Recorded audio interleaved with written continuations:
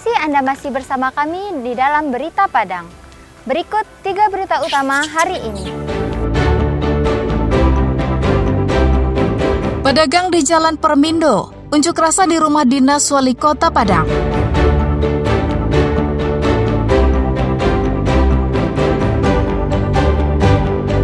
Dua unit kapal terbakar di Padang. Kapal tunda pemadam kebakaran tak terlibat memadamkan api.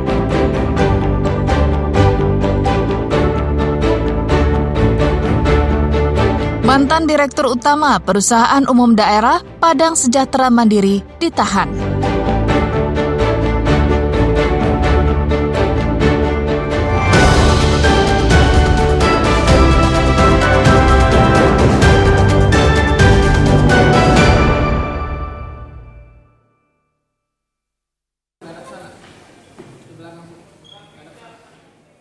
Kejaksaan Tinggi Sumatera Barat menahan dan menetapkan status tersangka kepada Poppy Irawan, mantan Direktur Utama Perusahaan Umum Daerah Padang Sejahtera Mandiri. Penahanan dilakukan setelah tim penyidik bidang pidana khusus memeriksa tersangka dalam kasus dugaan korupsi penyalahgunaan dana operasional perusahaan daerah tahun anggaran 2021. Yang menarik dalam penahanan tersangka ini, Kejati Sumatera Barat menghadirkan 2 anggota polisi militer dalam kegiatan itu yang mengawal tersangka. Kasus ini bermula pada sekitar bulan Maret tahun 2021 ketika Perumda PSM menerima alokasi dana subsidi dari Anggaran Pendapatan dan Belanja Daerah APBD Padang melalui Dinas Perhubungan Padang dengan total dana yang dialokasikan mencapai 18 miliar rupiah untuk membiayai operasional bus Trans Padang dan operasional tidak langsung berupa gaji pegawai. Namun dalam pelaksanaannya, tersangka Poppy Irawan yang menjabat sebagai Direktur Utama Perumda PSM diduga melakukan pemotongan pembayaran biaya operasional langsung koridor bus Trans Padang. Dana hasil pemotongan itu kemudian dialihkan untuk membangun wahana taman bermain yang tidak berfungsi dan terbengkalai. 3 wahana permainan yang tidak berfungsi itu sebelumnya telah disegel dan disita jaksa di kawasan Pantai Air Manis Padang beberapa pekan silam sebagai barang bukti. Selama 20 hari ke depan, adapun alasan dilakukan penahanan rutan pada tersangka berdasarkan pasal 21 KUHP, subjektif tersangka dikhawatirkan akan melarikan diri, menghilangkan barang bukti atau mengulangi tindak pidana. Objektif tindak pidana yang diancamkan berupa pidana penjara 5 tahun.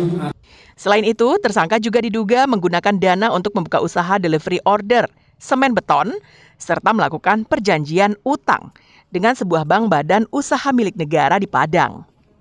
Keputusan-keputusan yang diambil tersangka tanpa mendapat persetujuan dari Dewan Pengawas dan Wali Kota selaku kuasa pengguna modal Perumda PSM Padang. Perbuatan Poppy Irawan menimbulkan kerugian negara sekitar 2,7 miliar rupiah. Robiham melaporkan dari Padang.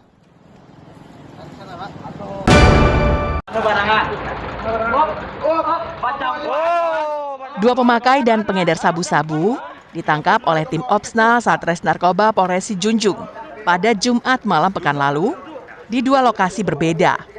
Pelaku pertama bernama Yori Dwipayana, ditangkap di area peristirahatan sebuah SPBU di Kecamatan Tanjung Gadang Junjung. Saat diciduk, Yori mencoba membuang paket sabu-sabu. Namun upaya itu gagal karena tangannya telah dipegang polisi. Sabu-sabu yang hendak dibuang itu justru jatuh di hadapan polisi. Yori mengaku mendapatkan barang haram itu dari salah seorang pengedar lainnya yang bernama Yulizar Effendi.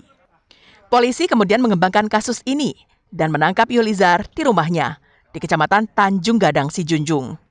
Di rumah ini, polisi melakukan pemeriksaan di dalam kamarnya dan menemukan barang bukti 2 paket kecil sabu-sabu, alat untuk mengonsumsinya, uang tunai, timbangan digital, serta sebuah telepon genggam.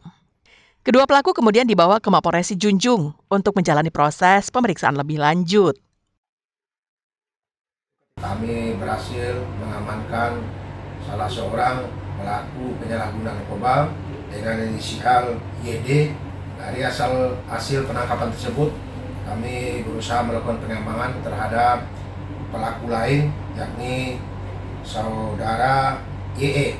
Kami berhasil menemukan 6 paket yang diduga narkotika jenis sabu-sabu. Ada 1 buah timbangan digital, 2 buah alat isap.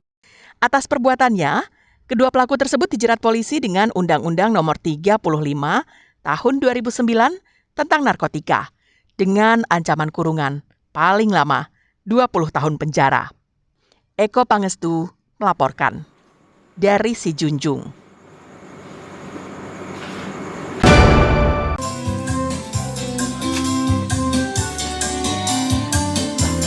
Tim gabungan yang terdiri dari Satpol PP dan polisi melakukan razia penyakit masyarakat di sejumlah warung remang-remang yang berada di sepanjang jalur lalu lintas ruas Sumatera Barat Riau. Tepatnya di kawasan Sibunbun, Kecamatan Pangkalan Koto Baru 50 Kota. Razia yang dilakukan secara mendadak itu menyasar warung remang-remang yang menyediakan jasa hiburan dan tempat pijat. Dari 3 warung yang dirazia, didapati 7 wanita yang diduga sebagai wanita penghibur dan tukang pijat. Mereka yang terjaring langsung dibawa petugas menggunakan bus yang telah disiagakan. Petugas juga menyisir seluruh bagian kamar yang ada di lokasi itu. Selain itu, petugas juga memeriksa identitas para wanita yang terjaring. Selain upaya untuk mengantisipasi terjadinya penyakit masyarakat, razia yang dilakukan juga untuk menindaklanjuti keresahan masyarakat terkait keberadaan tempat-tempat itu. Hasilnya pada malam hari ini sangat memuaskan. Itu dapat sebanyak 7 orang, dan saat ini bagi petugas kami di Satpol PP Kabupaten 50 Kota sedang dilakukan penyelidikan, dan jika terbukti nanti dengan upaya-upaya yang dilakukan penyelidikan pada malam hari ini, besok akan kita mulai Panti Adam Dewi Sukarami Solo. Usai menjalani pemeriksaan, 6 orang dari total 7 orang wanita yang ditangkap dari warung remang-remang itu langsung dikirim ke Panti Rehabilitasi Sosial Andam Dewi di Sukarami, Kabupaten Solo untuk menjalani pembinaan. Sejatinya, razia seperti ini harus sering dilakukan petugas agar bisa menjaga ketertiban umum di 50 kota. Ikhlasul Ihsan melaporkan dari 50 kota. Sekian perjumpaan kita dalam Berita Padang hari ini. Saya Ulang Fleri dan tim redaksi yang bertugas pamit undur diri. Terima kasih atas kebersamaan Anda dan sampai jumpa.